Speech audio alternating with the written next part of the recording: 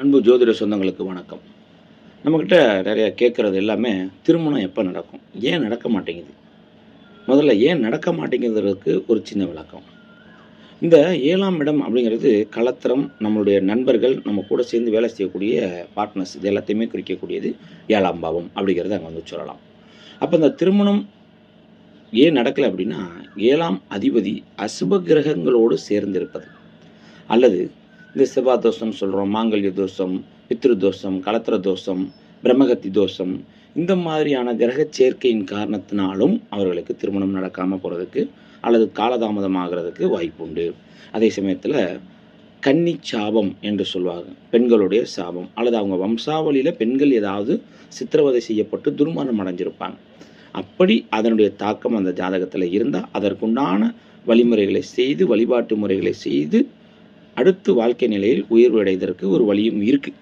அதை பெரும்பாலும் சொல்கிறதும் இல்லை, சொல்கிறத கேட்குறதும் இல்லை. அதனால் அது நடைமுறைக்கு ஒத்து வராமல் நிறைய பேர் அதை செய்யாமல் இன்னும் தேடுதலாகவே இருந்துக்கிட்டு இருக்காங்க. அடுத்து இப்போ இருக்கக்கூடிய காலகட்டங்களில் எதிர்பார்ப்புகள் அதிகம். நல்ல குவாலிஃபிகேஷனில் இருக்கணும், நல்ல ஒரு வெல் செட்டில் ஃபேமிலியாக இருக்கணும், சொந்த வீடு இருக்கணும், நல்ல தொழில் இருக்கணும், கவர்மெண்ட் ஜாப் இருக்குது, இந்த மாதிரி நிறைய எதிர்பார்ப்புகள். அந்த கமிட்மெண்ட்ஸ் அதிகமாகும்போது நமக்கு வரக்கூடிய நிலைகள் நமக்கு பாதிக்கப்படுது. அதுதான் நம்ம ஒரு பதிவில் சொல்லியிருப்பேன், நம்மளுடைய ஜாதகம் என்ன குவாலிட்டியில் இருக்குதுன்னு பார்த்துக்கங்க. ஃபஸ்ட் குவாலிட்டியா, செகண்ட் குவாலிட்டியா, தேர்ட் குவாலிட்டியா. அப்போ அந்த குவாலிட்டிக்கு தகுந்தாற் போல் நீங்கள் அந்த வரன் தேடுனீங்க அப்படின்னு சொன்னாக்க அது நமக்கு சாதகமாகவும் இருக்கும், உடனேவும் கிடைக்கும், இவருடைய வாழ்க்கைக்கு அது ஒரு வழியாகவும் இருக்கும் அப்படிங்கிறதான் நம்ம சொல்லக்கூடிய கருத்து. அடுத்து எந்த மாதிரி இருந்தால் சீக்கிரத்தில் நடக்கும் அப்படின்னா, 7ஆம் இடம், 7ஆம் அதிபதி, 7ஆம் இடத்தில் நின்ற கிரகம், 7ஆம் இடத்தை பார்க்கும் கிரகம், அல்லது கலத்திரக காரக கோள் என்று சொல்லக்கூடிய சுக்கிர பகவான், இவங்கெல்லாம் நல்ல ஒரு நிலையில் இருந்தாங்க, நல்ல நட்சத்திரத்தினுடைய நட்பு நட்சத்திரத்தினுடைய சாரத்தில் இருந்தாங்க, சுபகிரக பார்வை இருக்குது அப்படின்னு சொன்னால் இவங்களுக்கெல்லாம் சீக்கிரத்திலேயே திருமணம் நடக்கிறதுக்கு உண்டான சாத்தியக்கூறுகள் இருக்குது.